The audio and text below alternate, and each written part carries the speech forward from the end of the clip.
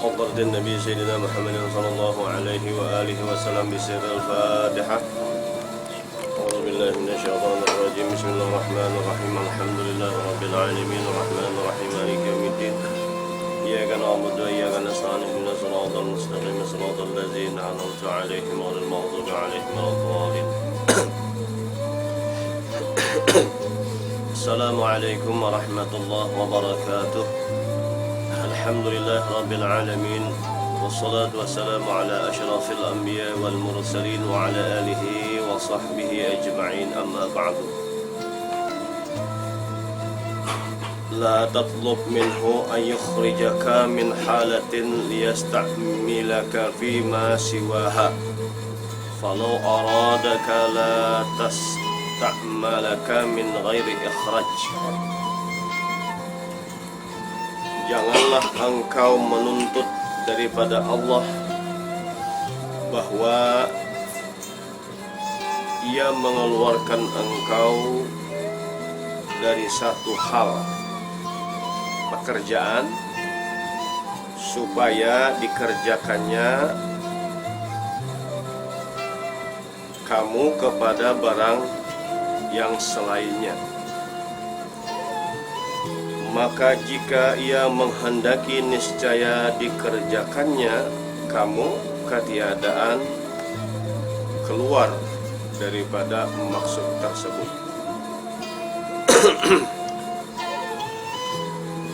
Maksud daripada perkataan musannif di dalam kitab Tuhfatur Raghibin yang kita sebutkan di atas berhubungan dengan perkataan ma taraka minal jahli sampai kepada akhir pada bab yang terdahulu.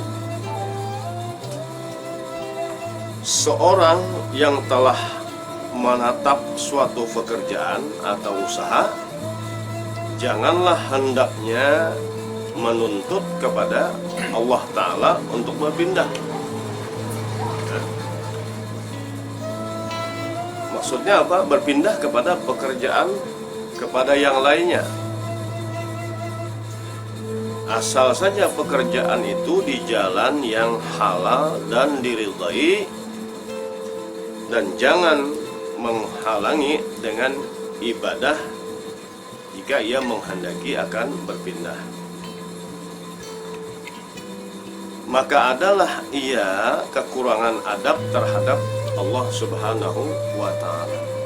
Jadi kalau pekerjaan kita itu sudah diridhai oleh Allah Subhanahu wa Ta'ala, apapun bentuknya, muamalahnya, pekerjaannya, di kantor, di kebun, di mana saja, ya, boleh berpindah kepada pekerjaan lain selama pekerjaan lain itu tidak menyalahi daripada aturan syariah. Aturan syariah. Kalau kita menghendaki pekerjaan yang lain, sementara pekerjaan yang lain itu belum tentu diridai oleh Allah Subhanahu wa Ta'ala, nah kita meminta pindah itu kurang adab. Kurang adab, ya. Karena kita seolah-olah kehendak kita ini sudah benar, tapi belum tentu karena daripada kehendak Allah Subhanahu wa Ta'ala. Jadi istiqamah itu memang lebih hebat daripada 1000 karamat. Al-istiqamah khairun min ibadati alfi karamah. Nah, istiqamah itu lebih baik daripada 1000 karamat. Istiqamah yang mana? Baik pekerjaan, yang mana pekerjaan tadi halal dan seterusnya.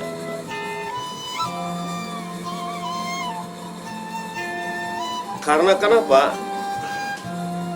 Tidak menetapi apa yang telah ditentukan oleh Allah Subhanahu wa Ta'ala dan yang sudah dipilihkan oleh Allah Subhanahu wa Ta'ala. Jika Allah menghendaki, niscaya dijadikannya. Jadi kalau Allah menghendaki seseorang yang tadinya pada perbuatan yang tidak diridai oleh Allah Subhanahu wa Ta'ala, kemudian karena kehendaknya itu menghijrahkan seseorang tadi kepada perbuatan yang diridhai oleh Allah Subhanahu wa Ta'ala, itu sudah merupakan sebuah ketentuan dan pilihan Allah Subhanahu wa taala. Artinya hidayah itu Allah lah yang memindahkannya, ya. Allah yang memindahkannya karena sudah merupakan ketentuan Allah Subhanahu wa taala.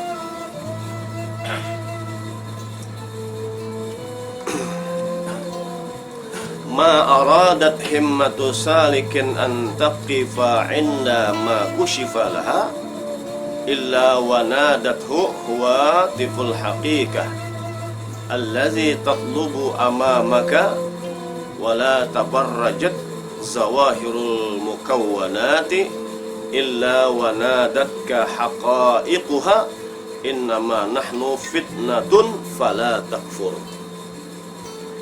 Tiadalah menghendaki himmah, keinginan orang yang menuju kepada Allah bahwa ia berhenti pada barang yang dibukakan baginya oleh Allah Subhanahu wa taala, melainkan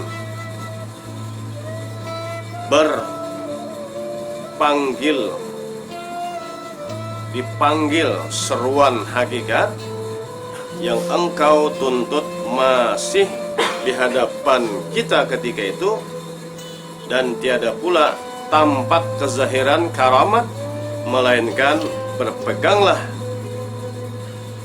seseorang itu hanya saja kami, kata Allah, adalah ujian, merupakan ujian yang diberikan oleh Allah Subhanahu wa taala.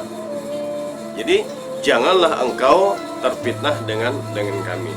Jadi begini, orang yang menuju kepada Allah, orang yang salik itu dikala ia sedang bersuluk, dikala ia sedang beribadah, ya, apapun ibadahnya, jika tampak pada ketika itu cahaya pengenalan artinya hidayah tadi, rahasia atau kebenaran-kebenaran. Nah, oleh karenanya ketika itu telah sampailah kepada yang dituntutnya, ya. Misalnya kayak ini, mengamalkan satu amalan, kemudian amalan tersebut sehingga timbullah rasa paham, timbullah rasa kebenarannya, timbullah rasa khauf kepada Allah Subhanahu wa taala, maka sampailah kepada apa yang dituntutnya. Apa maksudnya? Itulah kesudahan daripada yang disebut dengan ma'rifat oleh Allah Subhanahu wa taala. Jadi proses, ya. Jadi semuanya itu proses. Apakah ma'rifat, apakah hidayah, apakah petunjuk, semuanya itu berproses sesuai dengan aktivitas kita. Jadi semakin banyak aktivitas ibadah kita, itu semakin menuju kepada tempat tujuan kita, ya, semakin mendekat kepada tujuan kita. Seperti Nabi SAW mengatakan, man shalla alayya salatan wahidatan sallallahu alaihi ashran. Barang siapa yang bersalawat kepada Rasul sallallahu alaihi wasallam satu kali, maka Allah bersalawat kepadanya 10 kali. Nah, kalau kita pikirkan kita bersalawat kepada Rasulullah 100 kali dalam sehari, ya kali 10 kali 10. 100 kali 10 berarti 1000 Allah berikan ganjaran siapa yang bersalawat setiap hari kepada Nabi 100 kali. Nah, ini artinya semakin banyak kita bersalawat, semakin besar ganjaran di sisi Allah Subhanahu wa taala. Nah, demikian juga apa yang kita amaliyahkan setiap hari. Semakin banyak kita bersedekah, semakin bersihlah harta yang kita miliki, dan semakin bersihlah jiwa yang kita miliki. Qad aflaha man zakkaha wa qad khaba man dassaha. Ya.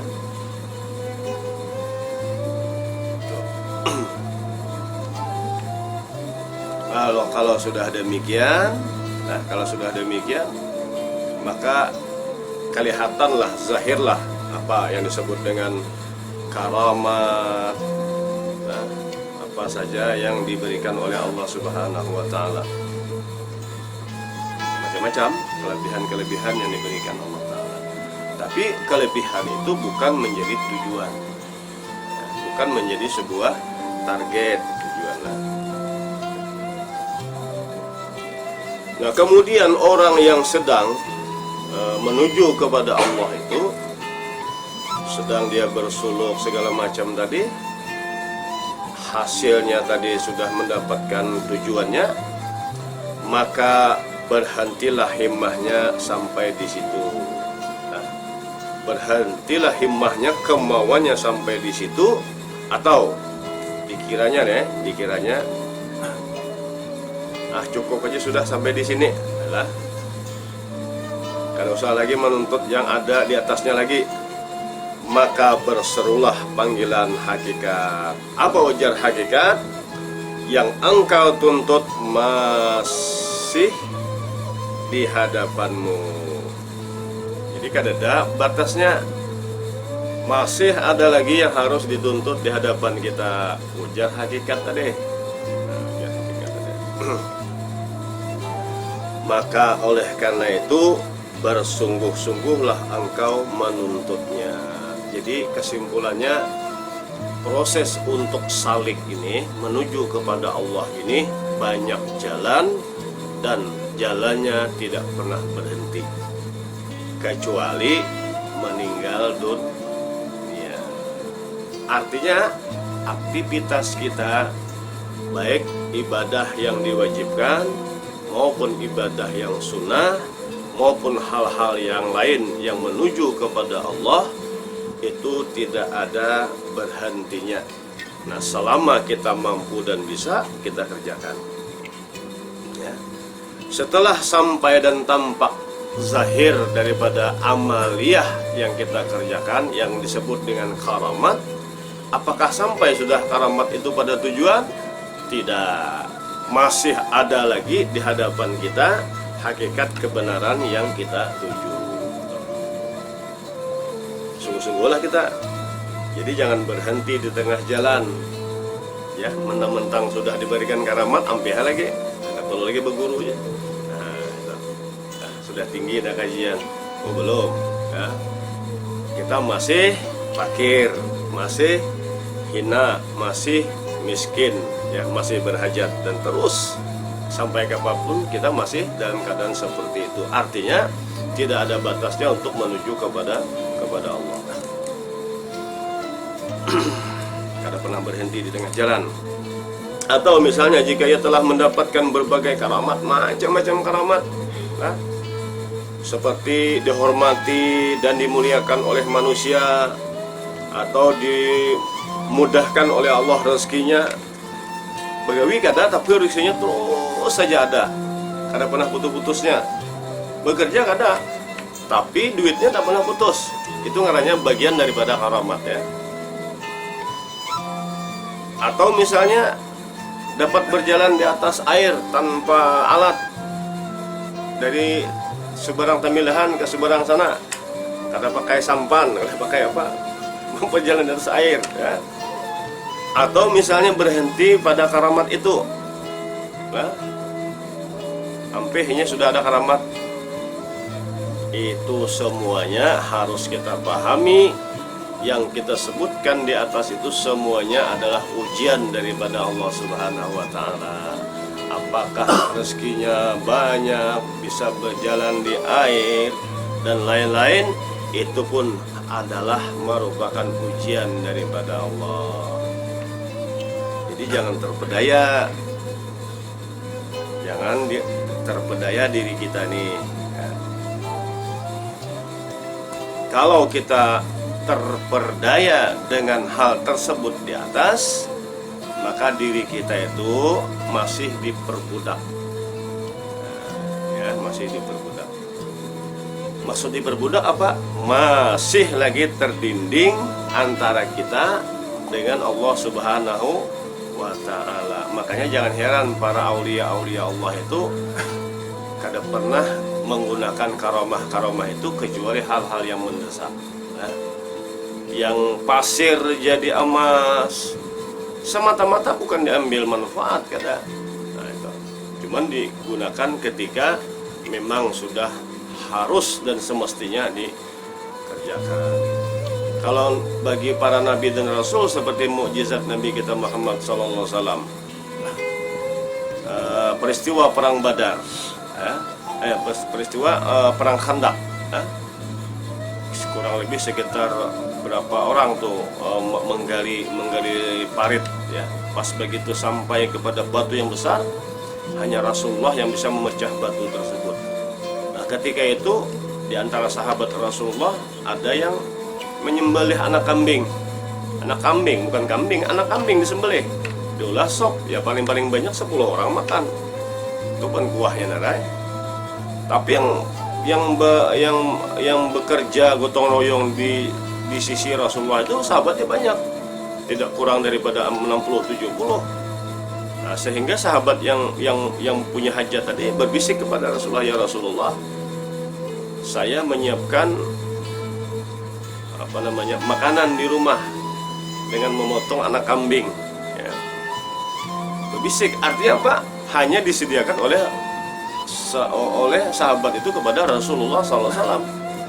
Tapi karena undangan ini Rasulullah mengundang kepada seluruh sahabat yang ada tadi, yang kurang lebih 60 orang tadi. Nah, maka kagetlah yang punya hajat tadi. Tapi Rasulullah SAW meminta kepada yang tuan rumah, biar Nabi yang mengeluarkan daripada tempat makanan tadi satu persatu, dikasih si A, dikasih si B, sampai habis. Sahabat tuh belum habis lagi sop anak kambing tadi, belum habis, ya. Sampai ditanyakan siapa lagi belum makan, ya. Sampai habis, sudah selesai, baru Nabi kita selesai makan. Artinya apa? Makanan yang sedikit itu bisa banyak karena mukjizat Rasulullah Sallallahu Alaihi Wasallam. Dan itu adalah merupakan sebuah mukjizat yang Allah tunjukkan kepada Nabi kita Muhammad Sallallahu Alaihi Wasallam. Anak kambing dapat makan 60 orang, kan mustahil. Ini yang namanya mukjizat.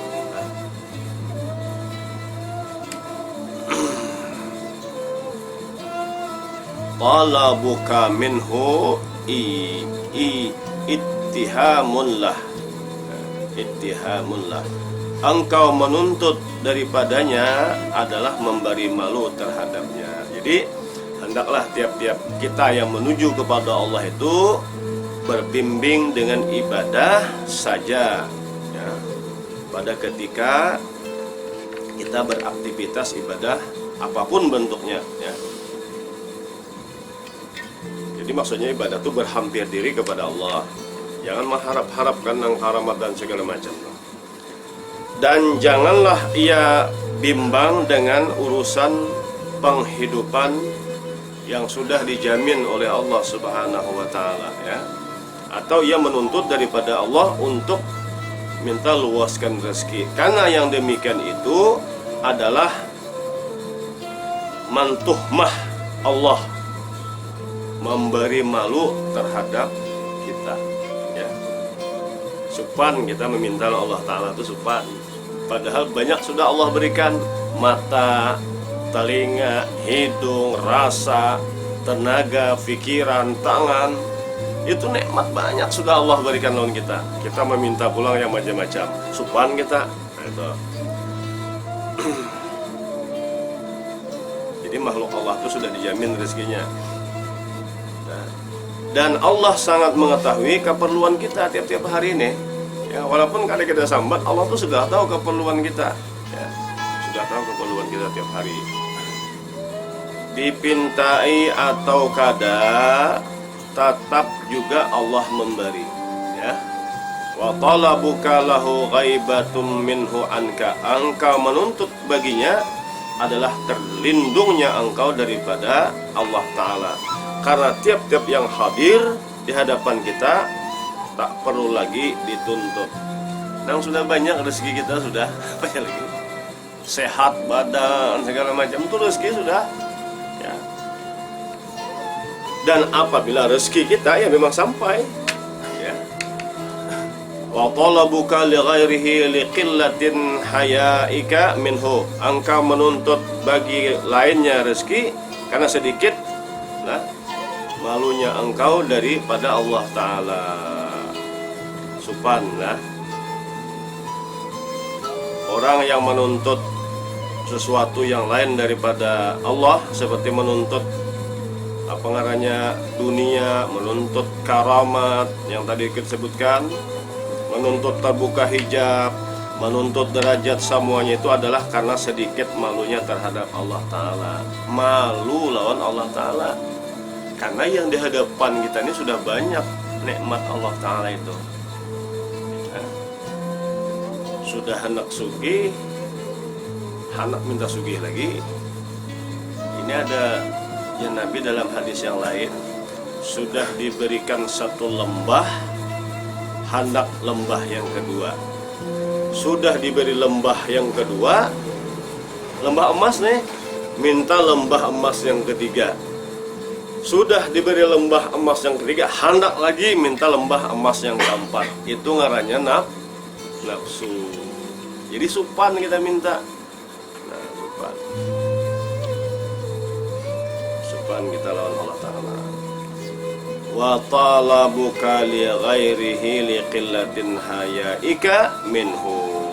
Ya, supan kita meminta tadi. Minta karamat dan seterusnya, minta hijab dibuka, menuntut derajat. Wa talabuka min ghairihi liwujudi bu'dika minhu, engkau menuntut daripada lainnya karena jauhnya engkau daripada Allah Ta'ala. Maka kalau yang ini nih berharap kepada manusia karena menuntut sesuatu daripada Allah Ta'ala, sedangkan dia lupa dengan Allah Ta'ala ketika itu. Ini adalah menandakan jauhnya dengan Allah Ta'ala. Kita menuntut kepada makhluk, tetapi kita kada sadar, nah makhluk tadi itu sama lawan kita. Kenapa menuntut makhluk? Nah itu lupa kita lawan Allah Ta'ala. Bertambah jauh berarti kita lawan Allah Ta'ala. Karena jika ia merasa hampir dekat dengan Allah Ta'ala, tentulah ia tidak berhajat kepada yang lain. Kenapa mesti berhajat kepada yang lain? Sementara Allah Ta'ala itu kita mendekatinya, kita menghampirinya. Kenapa kita mesti minta yang lain? Berarti kita semakin jauh dari Allah Ta'ala. Maka keempat macam tuntutan tersebut adalah kecelaan daripada orang-orang yang arif. Ini di sisi orang yang arif billah, di sisi orang yang makrifat kepada Allah. Kalau di sisi umumnya seperti kita, ya wajar-wajar saja. Kita minta khusyuk, kita minta khauf, kita minta rezeki, kita minta murahkan rezeki, kita minta panjangan umur, selalu beribadah, wajar ya. Tapi bagi orang yang arif billah, yang empat macam permintaan di atas, kada wajar. Karena dia sudah meletakkan dirinya orang yang dekat dengan Allah Ta'ala. Nah, tapi ini jalannya untuk kita menjadi orang yang arif billah. Nah, kalau memang ingin menjadi yang arif billah, jangan menuntut macam-macam. Menuntut dunia, menuntut karamat, menuntut derajat, menuntut harta, luaskan rezeki segala macam. Segar apa? Nah, gitu. Kalau kita orang yang umum, yang awam, wajar ya.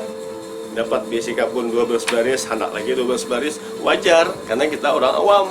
Tapi kalau orang yang arif billah, ada dipandangnya lagi ini nih, sampai rezekinya pun ya kada khawatir. Nah, kita pun masih khawatir tentang keadaan rezeki kita, masih khawatir. Betimbai kita misalnya kada lagi masalah mikirkan rezeki, tapi berhutang banyak, sama aja. Nah, lawan kawan sana kawan sini berhutang segala macam, tapi kan mementingkan masalah rezeki, itu ngarannya belum arif billah ngarannya. Nah, itu maksudnya. Kalau orang yang arif billah kada tahu lagi urusan rezeki itu.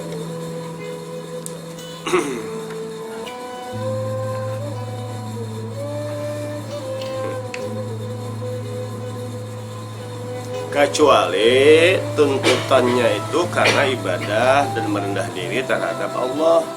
dan menyatakan kefakiran mengikuti perintah syara. Itu boleh. Ini perintah syara, kita beribadah banyak.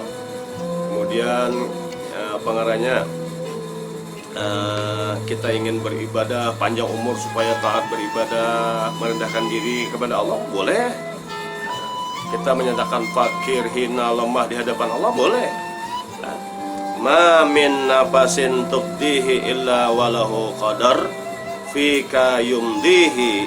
Tak ada satu nafas yang engkau keluarkan melainkan bagi Allah kadar yang dizahirkannya pada dirimu. Nafas keluar masuk itu sudah ditentukan Allah Ta'ala.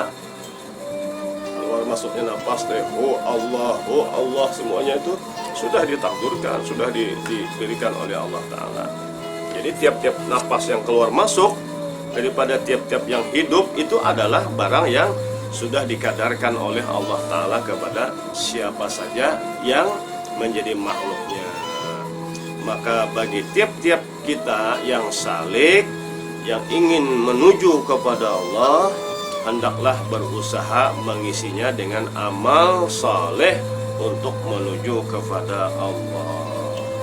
La tataraqqab furughal aghyar fa inna zalika yaqta an wujudil muraqabah lahu fima huwa muqimuka fihi. Janganlah engkau mengintai-intai hilangnya gangguan atau aghyar, maka sesungguhnya yang demikian itu memutuskan daripada adanya muraqabahmu terhadap Allah pada barang yang Ia tempatkan engkau kepadanya. Nah, aghyar ini perlu kita pahami, ya.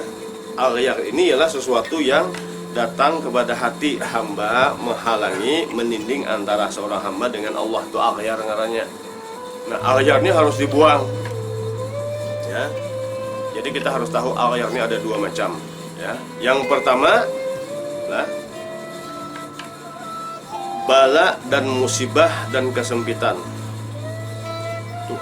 Itu aghyar itu bisa menjadikan musibah, kesempitan hidup, seperti fakir, dihina orang, ya, penderitaan batin lain-lainnya lah. Nah, itu bisa aghyar, bisa bentuknya aghyar, ya. Itu yang pertama. Yang kedua, mendapat karamat dunia seperti dihormati orang, dimudahkan rezekinya, dapat kita terbang di angkasa, berjalan di atas air. Itu juga aghyar. Arti kesimpulannya apa? Miskin aghyar, kaya aghyar. Itu ujian semuanya. Lah, nah dua macam itu bagi orang yang salik hendaklah mengekali muraqabah tanpa diganggu oleh dua macam itu. Jadi artinya apa? Kembali kepada natijah sifat wujud tadi yang terdahulu. Kalau kita sudah memahami sifat wujud bagi Allah Ta'ala itu, dalam kondisi susahkah, dalam kondisi senangkah, dalam kondisi apapun, zikrullahnya kada pernah lupa. Kayak tujuan masalah aghyar. Nah, jangan diganggu oleh dua kondisi itu. Maka bagi orang yang salik hendaklah ia mengakali muraqabah terhadap Allah Ta'ala. Jadi jangan dihiraukanlah gangguan-gangguan aghyar tersebut. Semuanya itu adalah semata-mata ujian terhadap diri kita. Jadi kesimpulannya, selama napas yang diberikan Allah Ta'ala itu, apakah bentuknya napas itu membawa kepada kenikmatan hidup, atau misalnya sebaliknya kepada kesusahan hidup, kaya dan miskin, itu semuanya aghyar. Jangan dipedulikan sebab meninggalkan ibadah kepada Allah Ta'ala. Istiqamah saja kita beribadah kepada Allah Subhanahu wa Ta'ala. Ya, karena itu tujuan. Nah, oleh karena itu, mari kita pahami bahwa semua yang disebutkan di atas jalan orang-orang ahli ma'rifat. Di jalan orang ahli ma'rifat. Lalu bagaimana dengan kita orang awam? Ya tentu sedikit-sedikit kita mengikuti apa yang mereka lakukan. Kalau kita masih bisa untuk meminta kepada Allah dengan rezeki yang luas, tujuannya untuk muraqabah, tidak ada masalah. Minta usia yang panjang dan usia itu kita gunakan untuk ibadah, kan ada masalah. Minta jabatan dan jabatan itu menuju kepada Allah, kan ada masalah. Tapi bagi orang yang arif billah, supannya minta Allah Ta'ala, supannya kurang adab. Makanya orang yang arif billah lawan kita tuh jauh bedanya. Jadi kadang mudah al-arif, al-alimul, al-alamah, al-arif billah itu bukan gampang-gampangan pangkat gitu. Seperti Tuan Guru Syekh Abdul Rahman Siddiq, al-alimul, al-alamah, al-arif billah itu bukan tanggung-tanggung manusianya. Wallahu a'lam. Al-Fatihah. Bismillahirrahmanirrahim. Ya kalau budaya